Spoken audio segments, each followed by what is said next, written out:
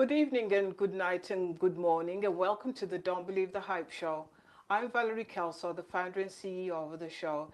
And tonight we have got a special guest. And last week we had Letitia Smiley, and now we've got a father who is coming because he's going to tell us a little bit about his journey. But before we get into the show, I just wanted to give a plug to Purple Light Touch Foundation, where we serve women and young girls who are recovering from domestic violence, abuse, sex trafficking, bullying, any life-altering situation. And because we can do that, because of PLT Massage and Wellness, we are able to bring this show because PLT Massage and Wellness sponsors this show every time we come on to make this show be available for you to understand some of the everyday things that take place in our community. And without them, this show wouldn't be possible. If you would like to be a sponsor on our show, please feel free to reach out to Don't Believe the Hype Show. You can email us or you can call us on 817-655-4105. And that's Don't Believe the Hype Show. So without further ado, I am going to get into the show, and we are going to introduce our special guest, our two special guests today. And can you tell the audience a little bit about yourself? Yes, you. I'm Andrew Stribling, the daddy of Letitia Stribling Smiley.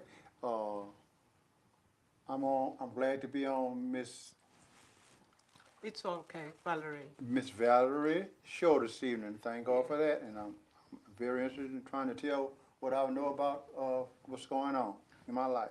Okay.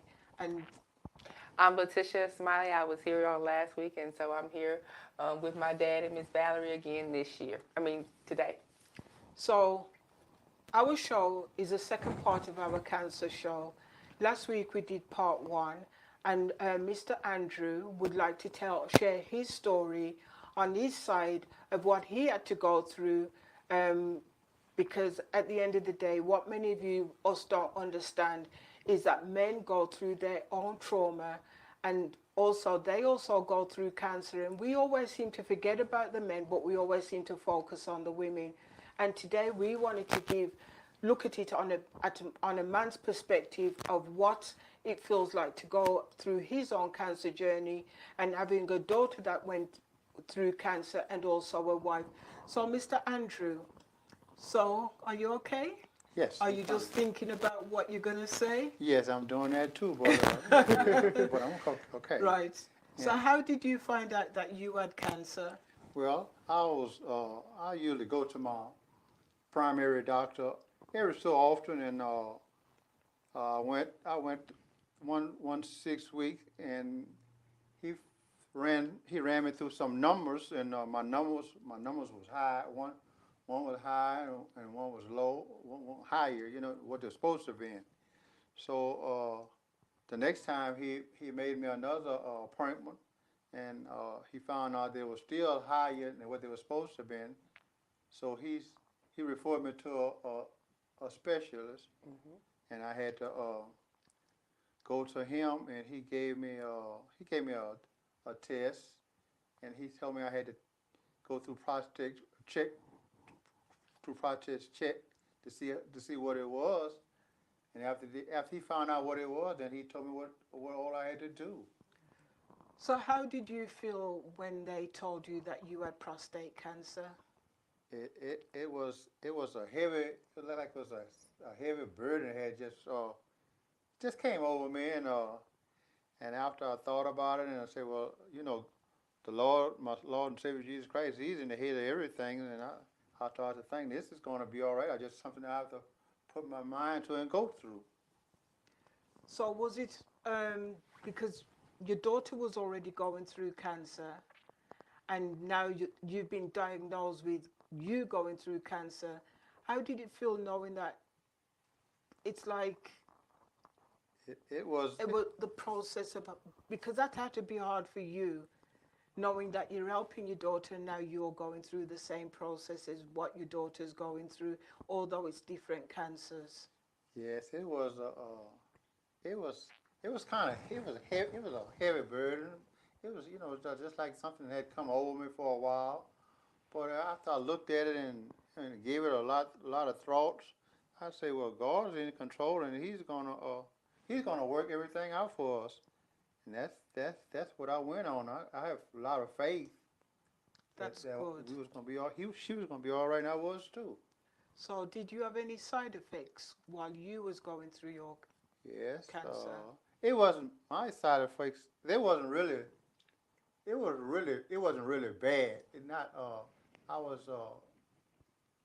I was more weak. Well, I got just a little weak after I started taking the treatments. It was. It was just kind of a little off and on thing. Not no just heavy burden. It's just something that comes on at a certain time and it would pass over. I was taking after I started taking my treatments. I took those treatments for 2 months, 44 treatments, and it was 15 minutes a day, and they would put me on a table, and they had a big machine they would put over me, and they had they would put some little dots on where my cancer was supposed to have been, Hmm. and they would put the machine on there, and they would run the machine for 10 or 15 minutes, and they would get me up and see how I was feeling. They told me to come back the next day. It wasn't the treatment wasn't bad. It just was a matter of time. So, what many of you don't realize, I know he's got his eyes closed, it's not because of anything. Mr. Stribling is partially blind. Is it partial? Full. Full blind. And so that's why he's got his eyes closed. So my thing is, right, because you can't see, was this process harder knowing that you couldn't see what they were doing to you and you had to like trust, because basically that's a big trusting in God, trusting in your medical team, because you can't see who's doing what they're doing to you and you just had to rely and feel. What they were doing? Yeah. Yes, they were. They were after they found out what it was. They ran me through some. They gave me what would you call it? They found out that I had it. Then they gave me a prostate check. Then they give me a they had some kind of instrument. They had to give me a clip. The clip they done 25 clips in my in my in my in my rectum, and they found out that it was cancer, and it was treatable, Okay. and it wasn't no high risk. So that's the way they done it. So, Letitia, Yes. right? You're going through your cancer journey, Mhm. and now your dad's going through his cancer Mhm. journey. How did it feel for you knowing that you was going through it, and now your dad is also going through it with you? It was a burden because I was like, really, God? There we go again. So, I knew that I had to go through treatments, and I know that I had gone through chemo, and I had had a surgery already. Um, and literally the day that Dad found out that he had Hmm. cancer, was the first day of my radiation treatment. So we were like going through it together, and I was just like, hey, I mean, it is what it is. We had to let people help us, because at that time I was tired, even though I was still going and things like that. But after I had been going through treatment from November up until August, and so just imagine, that you're tired, you're stressed, you're pretty much the primary caregiver for your dad who has a disability as well. So it was taxing, but I did have friends, family, and church members and things to help. So, Mr. Stribling, you lost your wife a few years ago to cancer. How did you feel when you lost your wife to cancer, knowing now that all three of you were going through the same process? It was well when I went through with my wife. She was we was together. Well, we were been married 47 years, and we was just like peas in pot. But after she found it out, and we had to go to doctors. We had to make a lot of trips, and she found out what it was and what we had to go through. And I had a brother-in-law that he was right there by my side, Terry Morgan, and he always carried us to where we had to go. And I felt I felt burdened down just a little bit, but I have a lot of faith in God, and I did. I just prayed, and me and my brother-in-law, we he stayed right there with me, and it went along. It went along. I thank God the way it went, and my wife, she was up and down. She wasn't. She wasn't. She was sick, and she wasn't. She depended on me and her brother and Tisha. She was here in Texas, so she always say, uh, Andrew, it's me, you, and God, and Letitia. We'll call Letitia when we needed her. So that's the way we went along. We just kept the faith. That is good. You know what I mean? So you've got a grandson, Yeah, my grandson, he was. and no, you can no carry on, Oh, carry on. yeah, my grandson, he was here. He was here in Texas with my daughter. So you know how those kids are. They was had things going on. I would always talk to him and let him know what's going on. So you know, like you've got your grandson. Have you spoke to him about checking his prostate? Because you know, young men think that they don't need to be checked. Young women don't think that they need to be checked. Yes, I talked to him a couple of days ago. We were sitting down talking, and every time we was talking, we would get to a certain point. And I would call him in. I would tell him I want him to listen to what we was talking about, Yeah, and tell him that this is the time that he should be checked now. You know, if he haven't been checked, uh, it's best to have it checked early than be late. Hmm. Yes, it is. that is so true because what we don't, the community don't understand that cancer sits in your body from an early age. It doesn't just happen overnight, it's already there, Yeah, but you just don't know when it's going to manifest itself, and it could come at any age. We think, oh, cancer is only for people in the 50s, 60s, and 70s. Cancer is hitting so many young people Hmm. nowadays because remember, you've got the lifestyle change, you've got the food change, your Hmm. diet, right, your lack of sleep, your everyday activities. Most of us don't even go outside anymore. We're playing computer games. We are creatures that we are staying locked inside the house. So many times we don't even realize those things can be detrimental to our body because the body needs oxygen to live. You know what I mean? So Miss Letitia, what is your diet like now that you um, have been, you're on the road to recovery? So do you have to change yours and your dad's Well, I'm glad you dinner? asked that. Now you see my dad is over here laughing and smiling, but me and he'll tell you today. We were at the store and he was like, "Well, Letitia, you don't need that." So me, I try to eat healthier. I try to eat my salads and I try to eat my beans and fruits and vegetables, and I like to juice. Drink my little supplements and things like that. But when you have been reared and raised in the South and you from Louisiana, Dad wants some pork chops and Dad wants some ham hocks and Dad wants his ham sandwiches. And so um, I changed mine a little bit, but as an older person, I let Daddy speak to him of I'm going how to he ask do him in a and what he minute. wants to do. So I try to eat, I try to eat healthier, but I know that's a little bit different for him. So what about you, Naz? Being that she's put you on blast. well, I'm just like she said. I like to eat just like she said, a little this and a little that. But I'm not a diet person like she is. But I think after 12 o'clock, she changed her diet a little bit more. But she tries to stick with it because I'll be watching her. She'll Yeah. be eating her green salads and potatoes and veg, all the little fruits and stuff. And she Hmm. drank her water.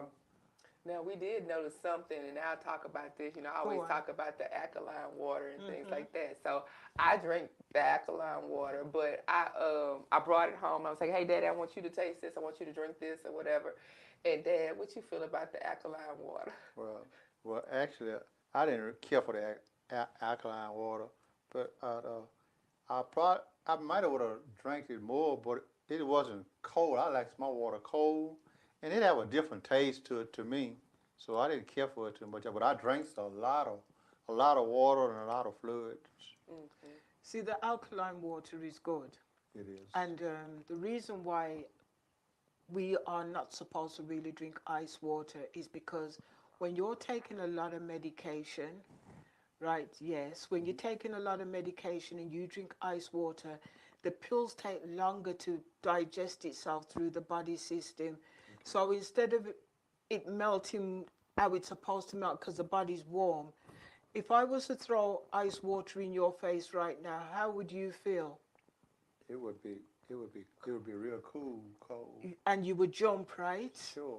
And you would want to get a towel, right? Yes. And then you would call Letitia to turn around and tell her what I did to you, right? Yes. And you would be cussing me out, right? Oh, no, not this. Yes, you would, because I know if somebody threw ice water in my face, I'm Yeah. going to cuss out Well, that person. yes, You see all the process that the body has to go through. go through. So by the time you've taken that ice water and it's gone into your body system, it's a shock to the body. And so now the body has to warm itself back up and say, why did I take that pill for? Okay. So that's why if you're taking any medication and you know what I mean, it's good to take it with warm Warm water.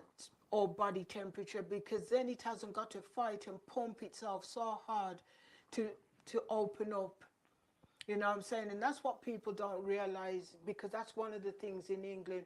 We don't have a lot of ice water like how you have it over here. I've never seen so much ice by in a place like what I've seen since I've come into this country. And so ice water is good. I'm not saying don't drink ice water, but if you're taking medication, try taking it with warm water.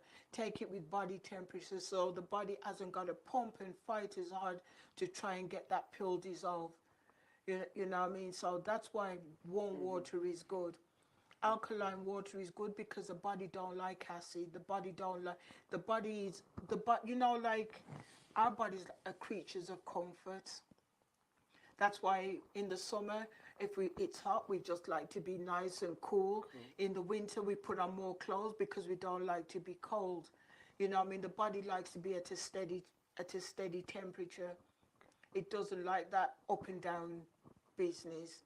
Well, that's a good thing. I'm glad that I found that out because in the morning when I take my medicine, I drink. I like cold water, so I drink. Now at night, I keep water beside my bed, and it be room temperature.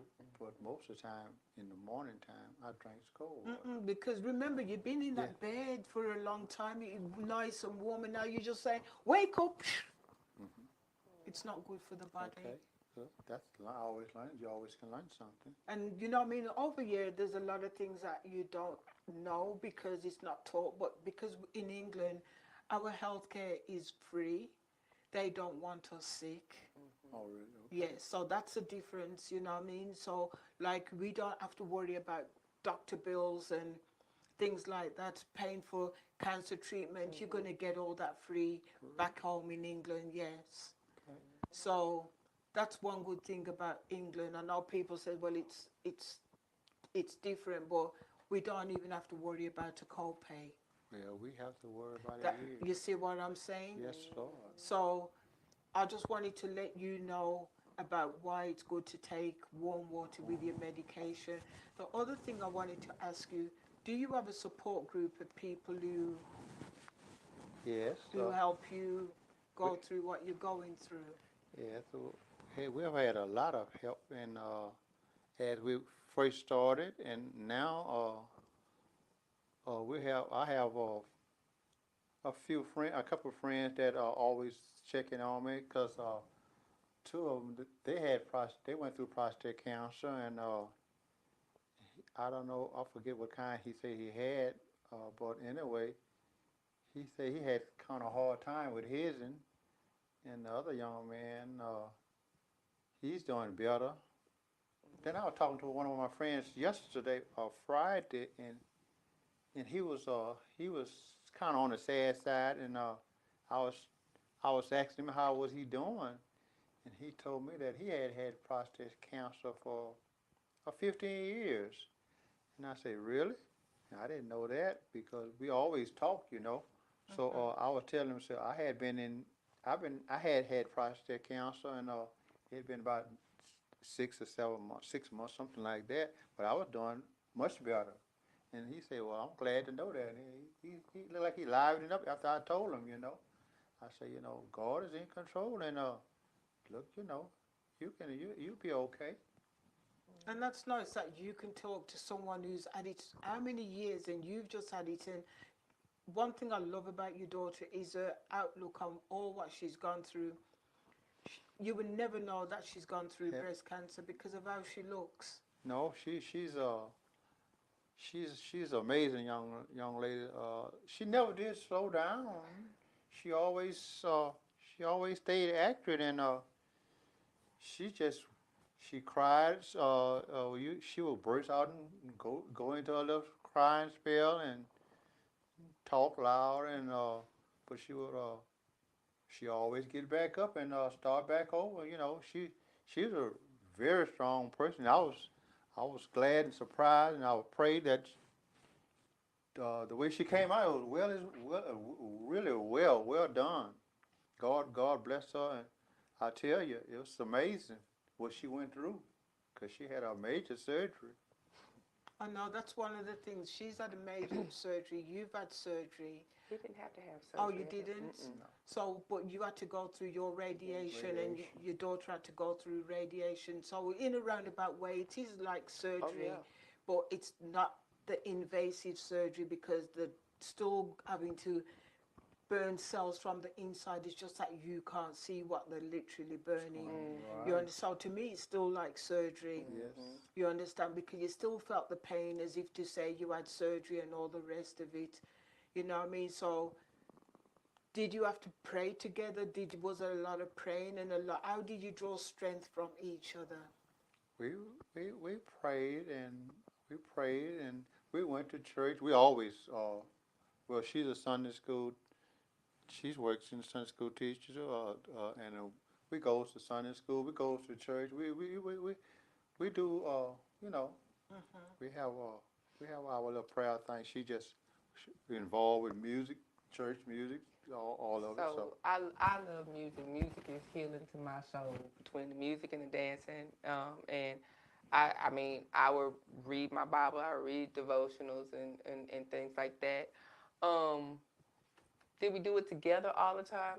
No, because Dad did his and I did mine, and you know, um, it's but we did have faith, pray. and we believed that the Lord was going to bring us through Yeah. the things that we had to go through, and He did. Didn't know that we were going to have to do it together, but now we're talking together, and that would not have happened if we didn't go through this. I don't believe so. That's one thing that probably good that came from it. So I'm going to go back to your wife for a second. So your wife had, your wife had the breast cancer, and you're blind. So how did you navigate helping your wife if Letitia was here in Texas and if you was in Louisiana? Right. So how did you, being blind, help you to help your wife go through what she was going through? Well, during the time that Linda went through her breast cancer, that was 2016 and 2016. So I retired in 2007. One of my eyes, I, I couldn't, I couldn't see out, just could see out of one of my right eye. And I could see out one of my eyes, in my left eye. But I had to stop driving. I couldn't drive. We couldn't go to the store. We had to carry us to the store and stuff. But she was driving for a long time.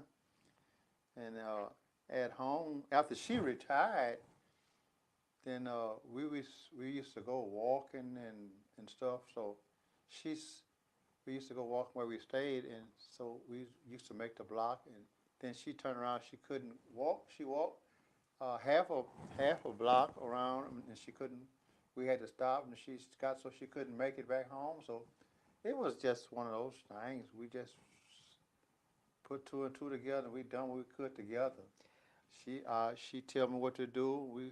I done what I could do, and when I couldn't do, my neighbors across the street.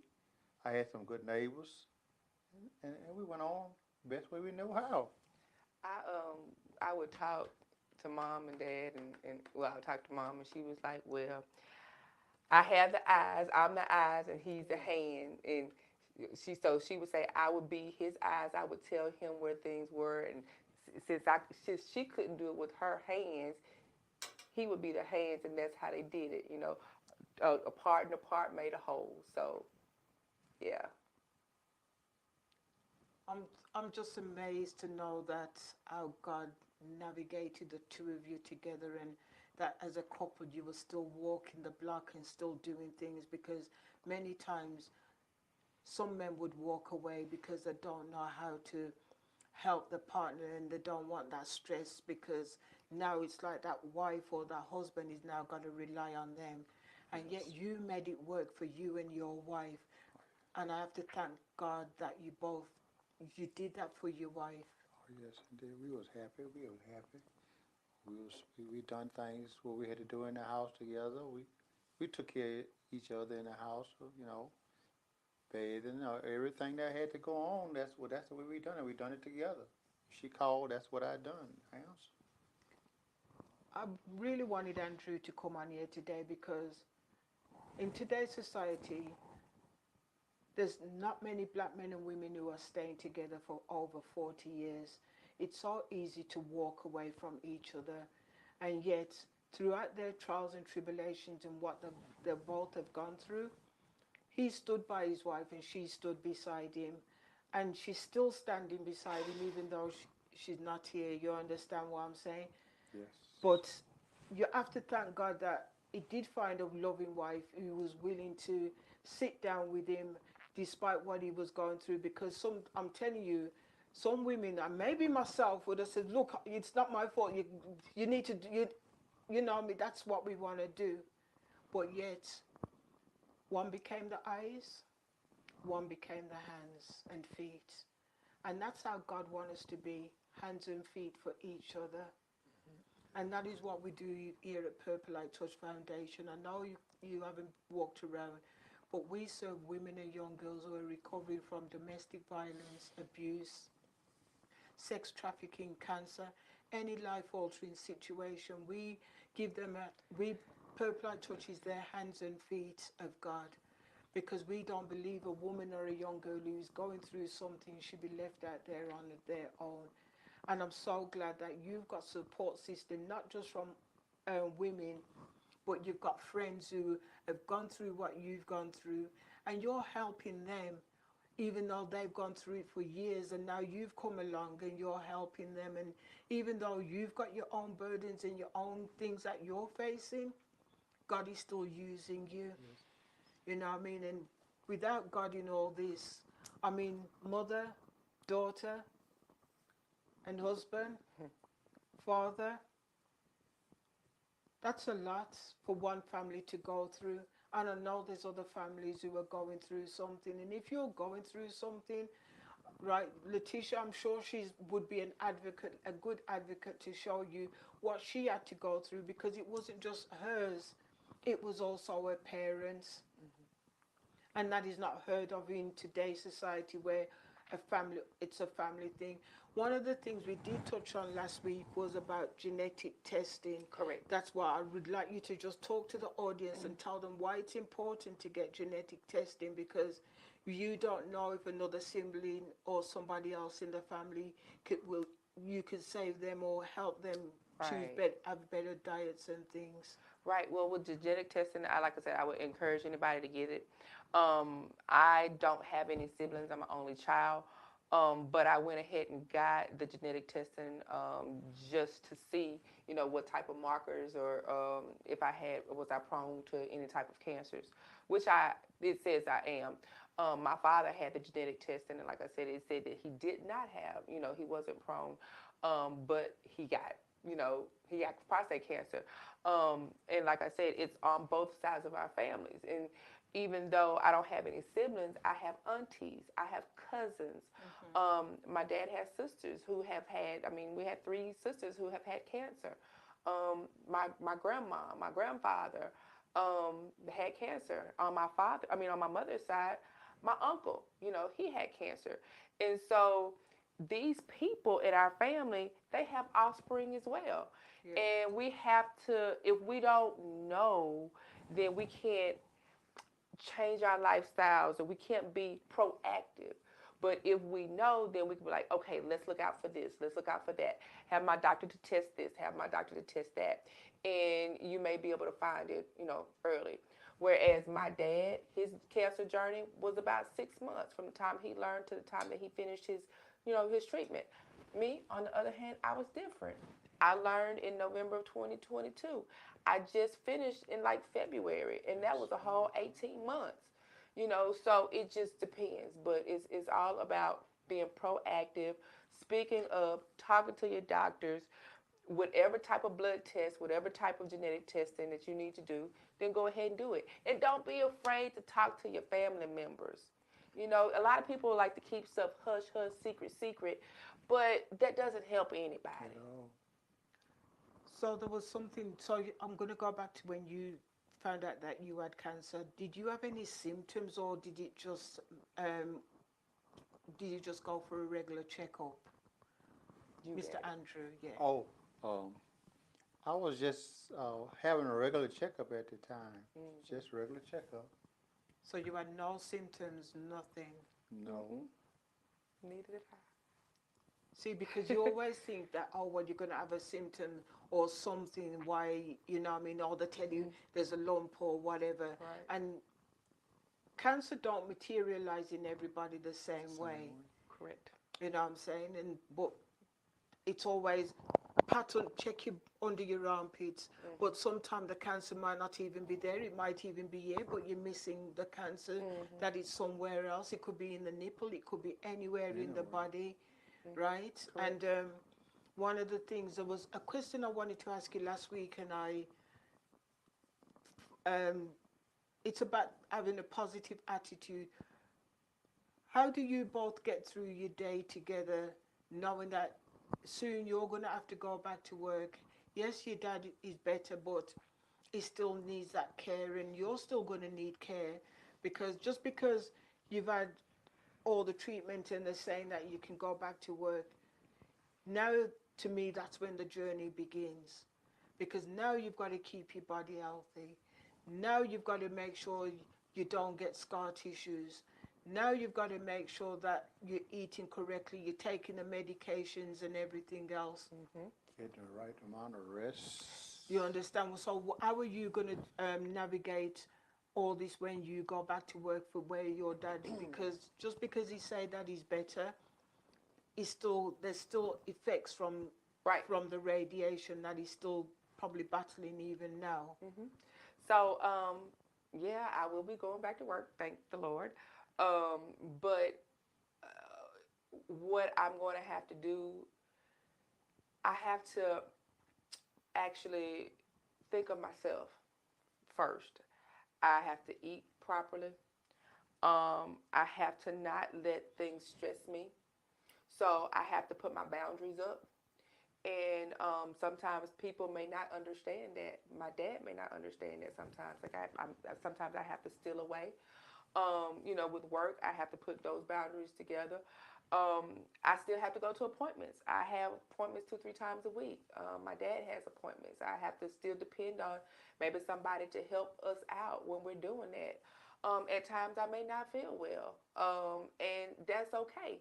And I have to be able to do what I can in order to um, live every day, but find things that bring me enjoyment and relaxes me. So I'm going to do that in addition to that. And, just walk in faith and keep going. But it's not going to be easy because, caregiving does not stop just because you go to work.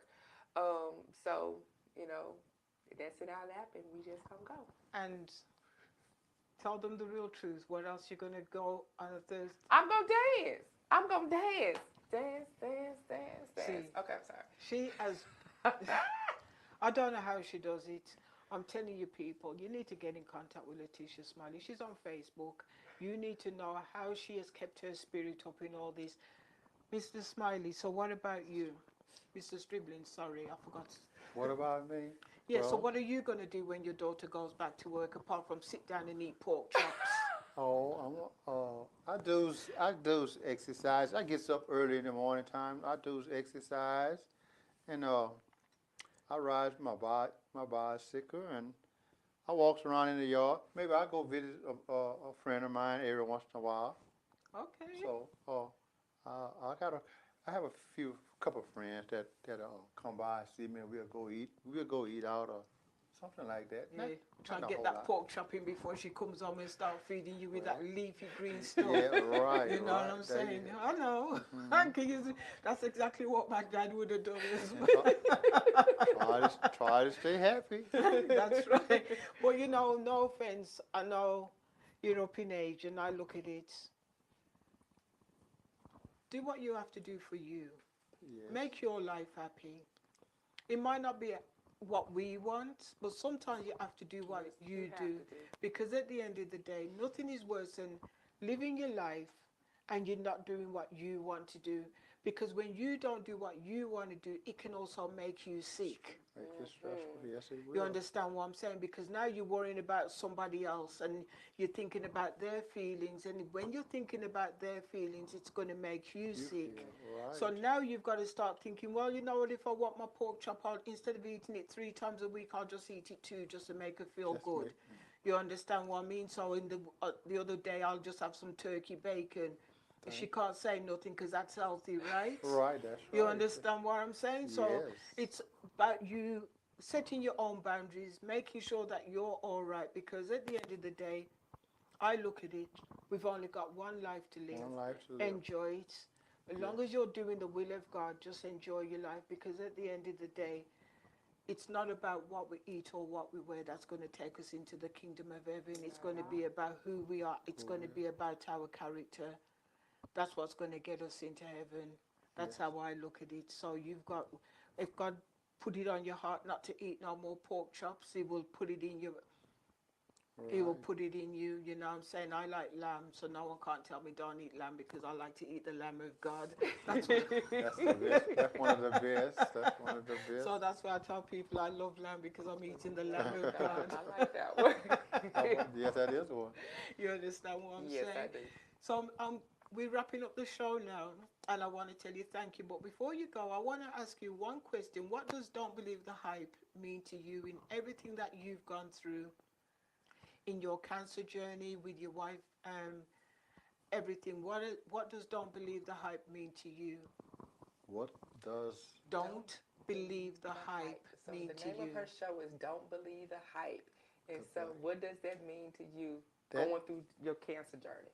that don't ha- it means to me that you you telling someone that things that you go through, you always can get help, and you need God on your side, and be just be yourself.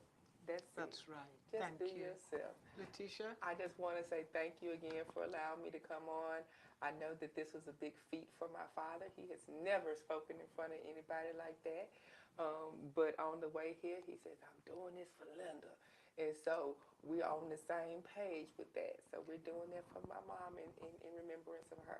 And thank you, Miss Valerie, for Thank having me you. on your show. So tell the, I know we just said we wrapped up and you said you're doing this for Miss Linda. I know you said you're doing this for your wife. If anybody's out there who's in a relationship who's going through what you've gone through with your wife, what can you tell the audience before you go? I tell the audience that whenever, oh, you always put yourself first. You always have your checkups and be on top of things before, as as much as you can, and keep God in your life and have faith and ask Him to show you things, and it will work out.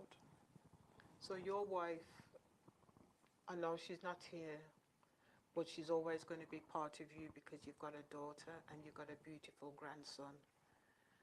And so I'm glad that you did this for her to show other people what you did for your wife, despite your own disabilities and your daughter's disabilities. Go on. And the people that might not know what's going on in their lives, I hope it helps someone else. That's what this show is about, trying to help Yeah, it somebody helps else. someone else. So I just want to tell you thank you for coming on to our show and sharing your prostate journey and you sharing your breast cancer journey. Mm-hmm. And I hope somebody out there as will benefit from watching this show because, you know, there's so many of us ethnic minority people minorities who don't go and get checkups. We don't do certain things. We think, oh, well, because we haven't got health insurance, we haven't got this, we haven't got that. It's important for you to go out there and take care of you. Any pain, anything that you feel is not right in your body, go and get it checked because we think that it's just always just nothing, but 9 times out of 10, your body's telling you already something is going on.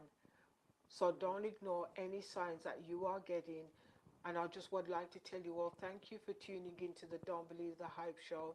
And next week we'll have another amazing guest. So tune in and we will see you back soon. Thank you and have a wonderful and blessed evening.